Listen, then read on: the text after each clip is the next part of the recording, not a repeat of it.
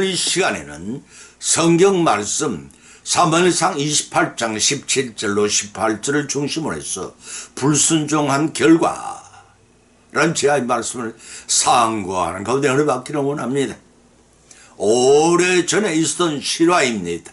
이집트의 군대가 아프리카 수단 동쪽에 있는 누비안 지역을 점령을 했지만 그들은 모두 몰살을 당한 일이 있었습니다.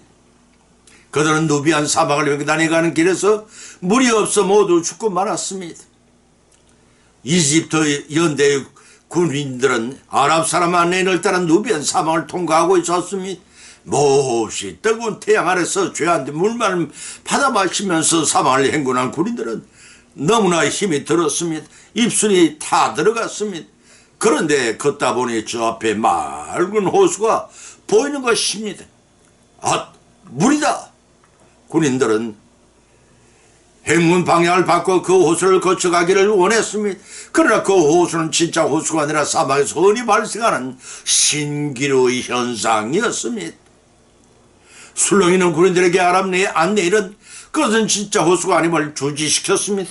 그곳으로 가면 시간 낭비하고 더 고통스러운 우리 자신을 믿고 따라오라고 했습니다. 그렇지만 군인들은 눈앞에 정해진 오아시스를 뻔히 보고 있는데 안내인은 말을 받아들일 리가 없었습니다. 그들은 너무 지치고 물이 그리웠던 차였습니다. 목이 타들어가는 갈증을 느꼈기 때문에 제정신들이 아니었음. 그러나 그 호수는 신기루 현상이라 달려가도 또 달려가도 그 호수가 앞에서만 보일 뿐 정작 도착할 리가 없었습니다. 마침내 탈진한 군인들 위해 태양은 더욱 자결하고 이미 길과 방향 감각을 잃어버렸던 것입니다. 그들은 기진맥진한 신기루 쫓다가 그만 한 사람 두 사람 쓰러져 넘어지면서 얼굴을 뜨거운 모래밭에 파묻고 죽어갔습니다. 여러 명의 수색대를 편성한 아랍 안내인들이 나서 그들을 발견했을 때는 그 이집트 연대의 전체 병력 중에 단 한 사람의 군인도 살아남지 않았다고 합니다. 바로 이와 같이 세상이 난 사막에서 그토록 진리의 복음을 통해 세상 사람들을 올바르게 인도하려고 해도 결국 신기루 같은 세상 것들을 쫓다가 지쳐서 잠이나가는 것이 대다수의 인생길입니다. 사랑하는 성도 여러분, 여러분은 우리에게 행여 이집트 연대 군인들 같은 그런 모습들이 없는지를 돌이켜보시기 바랍니다. 오늘의 본 말씀은 불순종의 결과가 어떻게 되는지를 본문의 말씀으로 상고해 나가는 가운데 성령님의 감동, 감화, 역사하심에 위해 피차의 풍성한 받는 귀한 시간이 되시기를 예수님 이름으로 축원드립니다. 첫째는 힘써 수고한 것이 헛것이 된다고 했습니다. 미가서 6장 14절에 16절을 찾아보면 기록하기를 네가 먹으나 배부르지 못하고 속이 항상 빌 것이며 네가 감추나 보존되지 못하겠고 보존된 것은 내가 칼에 붙일 것이며 네가 씨를 뿌리나 주사하지 못할 것이며 감나무를 밟으나 기름을 네 몸에 바르지 못할 것이며 포도를 밟으나 술을 마시지 못하리라. 너희가 오므리의 율례와 아버지 모든 행위를 지키고 그들의 꾀를 쫓았으니 이는 너희를 항목케 하며 그 거미로 사람의 속그려 만들게 하려 함이라. 너희가 내 백성의 수욕을 당하리라 고 하였습니다. 비슷한 말씀 레위기 26장 21절로 26절에도 밝혀진 말씀이 참조하시기 바랍니다. 모든 언약은 상대방이 있기 마련입니다. 사람과 사람 사이의 국가와 국가 간의 언약은 자국의 이익에 따라 언제든지 파괴될 수가 있습니다. 그렇지만 하나님과 사람 사이에 한번 맺는 언약은 사람이 파괴할지라도 하나님은 불변이 있습니다. 세세는 하나님과의 언약을 파괴하는 악행하는 이스라엘 백성을 향해 14절로 본문 14절 15절은 11가지 악인에 대한 역설적인 하나님의 심판이 임할 것임을 경고하고 있습니다. 살펴보는 첫째는 욥기 27장 4절로 8절을 통해 자손이 번성하나 칼에 망할 것이라고 했습니다. 두 번째는 욥기서 27장 16절 17절 보면 은을 쌓아나 무죄자가 나누고 가질 것이며 의복을 예비하는 의인이 입을 것이며 세 번째는 욥기 27장 19절에서 부자라 살다가 조상한 개로 평안히 돌아가지 못한다고 했습니다. 네 번째는 시편 92편 6절로 책절에 불같이 생장하나 영원히 멸망할 것이라고 지적하고 있으면, 다섯 번째는 잠언서 15장 6절을 통해 악인의 소득은 오히려 고통이 된다고 했습니다. 여섯 번째는 전도서 2장 26절을 통해 재물을 보고 쌓아놓지만 하나님 기뻐하시는 자에게로 돌아가게 된다고 했습니다. 일곱 번째는 이사야서 1장 15절에서 많이 기도하지만 하나님이 듣지 아니하신다고 했습니다. 여덟 번째는 호세아 7장 11절 저희가 행하는 길에서 공중의 새처럼 떨어지게 되고, 아홉 번째는 미가서 6장 14절 먹으나 배부르지 못하고 항상 속이 허기지고 감추지만 보존되지 못한다고 했으며, 열 번째는 미가서 6장 15절 씨를 뿌리나 주소하지 못하고 감람류를 밟아 짜지만 몸에 바르지 못하고 포도를 밟으면 포도주를 마시지 못하고, 열한 번째들은 누가복음 16장 25절에 예수님께서는 살아서는 좋은 것을 받고 누리시면 죽어서는 고민을 받는다고 경고하고 계십니다. 이러한 자성자박의 심판을 받지 말고 하나님이 기뻐하시는 참 회개를 통해 공의의 삶을 살라는 것입니다. 공평할 공의의 공의란 선과 악을 공평하게 옳게 하는 하나님의 성품의 하나로서 선악을 구분하는 잣대가 됩니다. 여기서 공의의 하나님이란 좌우로 치우치지 않고 엄밀하고 공정하게 법을 지키시는 분이라는 뜻입니다. 따라서 공의에 대한 성도의 자세는 공의를 전하고 시편 22절 30 말씀입니다. 공의를 행하고 시편 58장 1절 말씀입니다. 공의를 찬송하고 시편 101편 1절의 말씀입니다. 공의를 깨달아야 하고 잠언서 2장 9절의 말씀입니다. 공의를 구해야 하고 이사야서 1장 17절의 말씀입니다. 이웃 사이에 공의를 세워야 하고 예레미야 7장 5절의 말씀입니다. 하나님 앞에 공의로 나가야 한다고 미가서 6장 8절에 기록했습니다. 그러할 때 공의가 바로 서고 하나님과 사람 사이의 언약이 바로 지켜진다는 것입니다. 이러한 공의 실천 생활을 외면하고 우상 숭배가 만연한 폐역해가는 이스라엘 백성들에게 하나님께서는 언약을 실천할 것을 촉구하고 있는 것이 본문의 말씀입니다. 하나님께서는 이스라엘 백성들을 곧 오늘날의 성도들이 심고 뿌린 그대로 거두게 하시겠다는 심판의 선언이기도 하신 것입니다. 본문 14절의 약속이 항상 빌 것이며 라는 말씀은 전쟁이 기근으로 인한 재물과 가축을 다 잃고 크게 굶주리게 될 것을 가리키는 말씀입니다. 레위기 26장 26절과 이사야서 9장 20절 비슷한 말씀이 밝혀지고 있습니다. 이 경고들은 남유다가 이 멸망 당시에 바벨론 왕 느부갓네살의 포위망 속에서 예루살렘 백성은 양심과 물이 들어 극심한 기근의 고통을 겪었다고 에레미야서 52장 5절 6절에 기록되어 있습니다. 본문 15절은 주소하지 못할 것이라고 했습니다. 하나님께서 행하신 심판의 철저함을 묘사한 말씀입니다. 당장의 배고픔을 견디며 곡식을 파종할 추수의 때 풍요로움을 꿈꾸지만 그러한 소망조차도 대적들의 약탈에 무참하게 짓밟힐 것이라는 뜻입니다. 파종한 곡식을 소화하지 못하고 수탈당한다는 것은 한 해 동안 농사에 쏟았던 농민의 가치를 일시에 몰수당하는 일로 농민에게는 극심한 형벌이 아닐 수가 없습니다.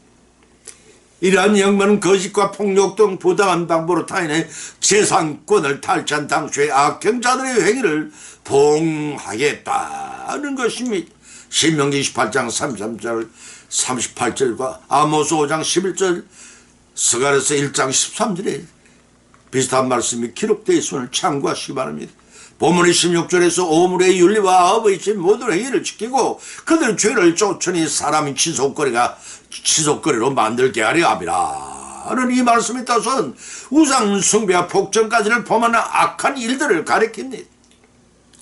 아합의 가문은 아버지 오미로부터 아왕 당시까지 150년간을 왕가를 비롯해 일반 백성에까지 민족의 죄악 건석이 얼마나 뿌리 깊은 시대였던가를 단적으로 나타내고 있습니다. 남유다 백성은 아합의 딸 아달랴가 남유다를 통치할 때 그 죄악이 극치에 달했습니다. 그 아합 가문의 죄를 쫓아 행하는 백성들에게 이방 민족의 조롱거리와 수치거리를 만들어 버리겠다는 의지의 표현이십니다. 열왕기 하 11장 1절 3절과 18절 참조하시기 바랍니다. 이 군은 구체적으로 남유다가 바벨론 포로가 될 것을 예언한 것이고 예언은 BC 586년에 성취되고 말았습니다. 이런 본문의 말씀 통해 우리는 하나님이 불순한 결과 힘써 수고한 것들이 헛것이 되고 만다는 교훈을 삼가 명심하십시다. 공의 하나님 말씀에 순종함으로 축복을 받고 누리시는 저와 여러분이 되시기를 예수님의 이름으로 간절히 축을 드립니다. 두 번째는 하나님이 축복이 타인에게 옮겨진다고 했습니다. 사무엘서 상 28장 17절로 18절을 찾아보면 사무엘이 가로되 여호와에게서 너를 떠나 네 대적의 대적권을 네가 어찌하여 네게 묻느냐 내게 묻느냐 여호와께서 너로 말씀하신 너는 네게 행하라 나를 네 손에 대어내어 네 이웃 다윗에게 주셨느니라고 하셨습니다. 우리나라 대선 때 국회의원이나 시도의원을 뽑을 때가 되면은 복술가나 접신녀를 찾아가 행렬히 문전성시를 이룬다고 합니다. 참 기가 찰 일입니다. 그들 중에는 기독교인들 적지 않다고 합니다. 당랑 여부가 궁금해서라고 하지만 한심한 작태라고 하지 않을 수가 없습니다. 하나님을 믿는 신자라면 응당 하나님께 기도 올리는 것이 정도인 것입니다. 그러나 그들의 행위는 이스라엘 대표가 하나님이 세운 왕국을 스스로 실추시키고 백성들에게 주다 하나님을 조롱하고 우상숭배를 가중시키는 중죄를 지은 것입니다. 레위기 20장 27절을 찾아보면 기록하기를 남자나 여자가 신접하거나 박수가 되거든 반드시 죽일지니 곧 돌로 그를 치라. 그 피가 자기에게 돌아가리라. 분명히 그 하나님께 엄명하고 계십니다. 왜냐하면 그들은 혹세 무민하여 하나님의 영광을 가리고 사람의 영을 사단에게 접목시켜 팔아먹고 그 대가로 생기를 도모하는 우상숭배자들이기 때문입니다. 그런 자들은 입으로는 하나님을 신하는 마음으로 믿고 행함이 없는 자들입니다. 불신앙의 모습입니다. 그렇던 인도자들이 의존하는 어리석은 모습입니다. 하나님의 이름을 더럽히는 모습인 것입니다. 이러한 자들이 아무리 부르짖어도 보아도 위급한 상황에서 벗어날 수가 없습니다. 하나님의 엄선을 덮지 못합니다. 오히려 하나님 대적이 되고 맙니다. 본문의 말씀은 엔도로의 접신녀를 찾아간 사울왕의 이야기입니다. 그런데 우리는 본문을 접하면 당황, 혹감을 느끼게 됩니다. 왜냐하면 성경은 죽은 자의 영혼이 하늘로 올라갈 뿐 아니라 육과 영으로 분리된 낙원의 어부의 영혼은 두 번 다시 세상에 돌아올 수가 없다. 분명히 명확하게 누가복음 16장 31절 밝히고 있습니다. 사울이 접신을 찾아 불려 올리는 사울의 영혼은 진짜 그 영혼이 아니라 그를 가져간 마귀란 것입니다. 영원히 뚫린 사람 명절에 조상의 길에 제사상의 음식을 차려놓으면 올 수도 없지만 오라는 조상 귀신은 아니오고 걸신 잡기들이 음식을 먹는 추한 모습을 보게 되면 과가 아니라는 것입니다. 그런 귀신의 영혼을 버리고 접신역한 차단하며 자신의 암달 운명을 쳐버려하는 사울왕은 자신의 힘과 능력만을 믿고 교만하다가 한계에 도달한 자들에게 중대한 경고가 아닐 수 없습니다. 마침내 사울왕은 아들 요나단과 길보아산에서 블레셋과 싸우다가 하나님의 버림을 받고 부자가 장렬한 전사를 당하는 비극의 주인이 되고 맙니다. 그 결과 하나님 뜻에 따라 하나님의 축복이 다윗에게로 넘겨지고 말았던 것입니다. 어느 집사님이 병상에 곁에서 밤을 새우다가 옆 병상에 누운 40대 초반의 젊은이로부터 자신의 친구의 버림받은 신화를 듣게 되었습니다. 평소에 친구들 사이 시원하게 약속을 잘하기로 유명하고 또 약속 주면 식은 밥 먹기보다 더 쉽게 식은을 하는 친구가 있더랍니다. 그런데 그 친구는 막상 자기가 먼저 약속한 상대편에서 그날을 비워놓고 기다려다가 바람을 맞고 전화를 걸어보면 그 친구는 자신이 약속한 사실까지 까맣게 잊어버린 것입니다. 그러던 어느 날 그 친구는 재산을 많이 가진 아버지가 심각할 정도의 신장염에 걸려 공파들을 투정받아 급박한 처지에 놓이게 되었더랍니다.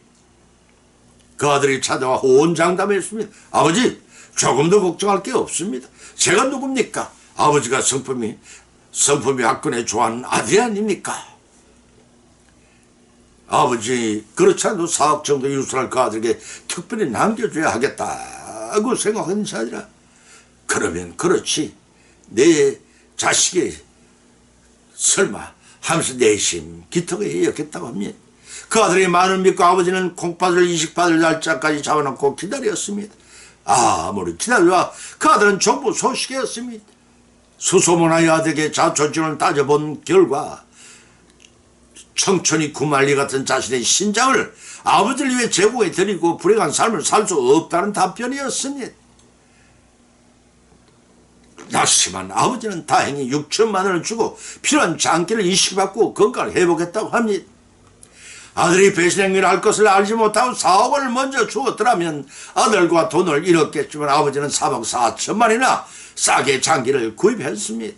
그 나머지 다른 아들에게 주어졌으며 이와 같이 하나님께 불순종한 결과 하나님의 축복이 타인에게 옮겨진 사실을 아셔야 합니다. 이를 믿고 하나님 말씀에 순종함으로써 하나님이 순종하는 자녀들에게 주려 하시는 복을 받고 누리시는 우리 모두가 되시기를 예수님의 이름으로 간절히 축원드립니다. 아멘. 세 번째는 영생을 얻지 못한다고 했습니다. 요한복음 3장 36절 찾아보면 기록하기를 아버지께서 아들을 사랑하사 만물을 그 손에 주셨으니 아들을 믿는 자는 영생을 얻고 그 아들을 순종치 아니하는 자는 영생을 보지 못하고 도리어 하나님이 진노가 그 위에 머물러 있느니라고 하셨고 동 5장 24절을 찾아보면 내가 진실로 진짜 너희를 이루리니 내 말을 듣고 또 나를 보내신 이를 믿는 자는 영생을 얻고 심판이 이르지 아니하는 사망에서 생명으로 옮겼느니라 고 예수님께 밝히셨습니다. 엄밀히 말해서 우리 사람들은 모태에서 태어날 때부터 영적으로 이미 죽은 목숨입니다. 아담과 하와가 선악과 불순종의 원죄의 건가요? 일평생 저지른 자본주의 죄악을 간주시켜 나갈 뿐입니다. 결과는 육신은 흙으로 돌아가지만 영은 불변의 영은 구원을 받습니다. 어머니 말씀 두 가지로 확연히 구별이 됩니다. 그것은 아들을 믿는 자와 순종치 않은 자가 그것입니다. 예수 그리스도를 구주로 믿고 영생을 얻을 것인지 아니면 불순종하여 하나님의 진노를 받을 것이 태길에 이어지는 인간 자신에게 달려 있습니다. 영생을 믿는 자들에게는 최고의 선물이 본질에서는 하나님의 진노와 대조에 사용되고 있습니다. 영생은 정반대로 하나님의 진노는 절대 어려우신 하나님이 불의를 보고 벌하시는 심판으로서 영생과 정반대는 영원한 형벌을 가리킵니다. 본절 서두의 영생과 진노에 대한 전제로 순종의 여부가 기록되어 있으며 여기서 중요한 사실은 참 믿음은 순종의 결과로 나타난다는 것입니다. 따라서 영생은 단순히 예수님을 이적을 행하는 분이나 입술로만 고백하는 자들에게 주어지지 않고 아들에게 영속적으로 신앙과 신뢰를 보내는 신자들만에 누릴 수 있습니다. 여기서 영생에는 단순히 시간적으로 영원히 지속된 삶이란 양적 의미보다는 하나님께 함께하는 직접 의미도 갖고 있습니다. 따라서 영생에는 미래와 관계가 된 것이 동시에 하나님께 주신 현재의 선물이라는 의미도 또한 담고 있습니다. 순종치 않는 자는 하나님의 진노하는 하나님 부르시는 자들은 당연한 길가입니다. 이는 영생을 누리지 못하게 할 뿐 아니라 진리를 분별치 못하게 하여 하나님의 진노를 받게 됩니다. 벌에 나타난 본절에 나타난 하나님의 진노, 헬라어 헤로게투 데오라는 말은 구약에서는 물론 신약에서도 범죄한 자의 형벌로 너무 많이 사용되어 왔습니다. 이러한 하나님의 진노는 불신자를 내려지는 그것은 새롭게 내려지는 것이 아니라 떠나지 않고 머물다가 단죄되는 것입니다. 에덴 동산이 하나님 명령을 불순종함으로 거역한 첫 번째 타락의 결과 아담과 하와는 생명나무에로 이 접근이 차단되었고 창세기 3장 24절의 말씀입니다. 하나님의 진노는 아담의 후손 모두에게 유전으로 언도되었습니다. 이처럼 범죄의 저주 상태에 있는 인류는 그리스도를 믿는 것이 이러한 저주에서 벗어나 원래의 하나님과의 관계를 회복한 유일한 길이 됩니다. 그러나 그를 믿고 순종한 삶을 거부하는 불신자들은 악의 세력과 고통 속에 그들의 두심으로 인해 결국은 영생에 있지 못하고 멸망을 모두 당하게 됐네.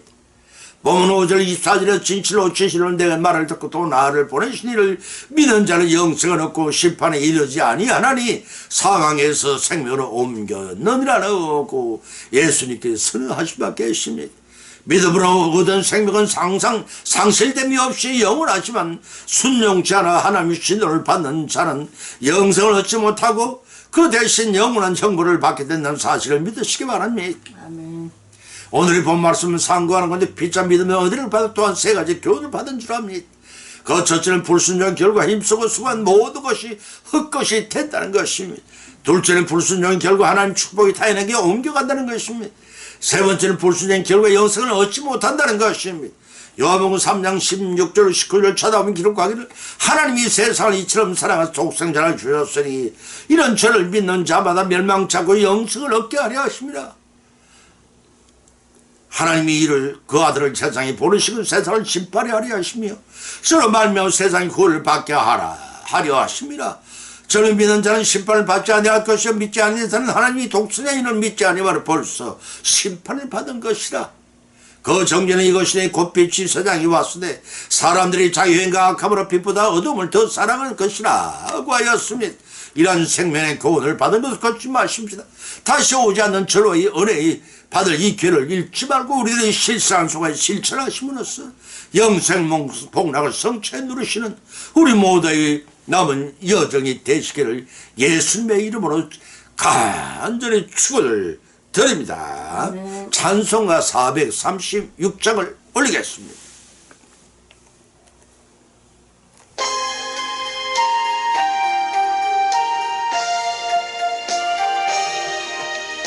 나 이제 주님의 새 생명 얻음모 옛 것은 지나고 새 사람이로다.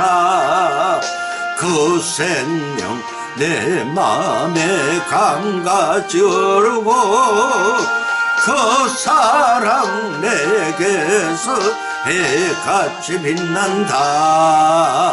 영생을 누리며 주 안에 살리라. 오늘도 내일도 주 함께 살리라.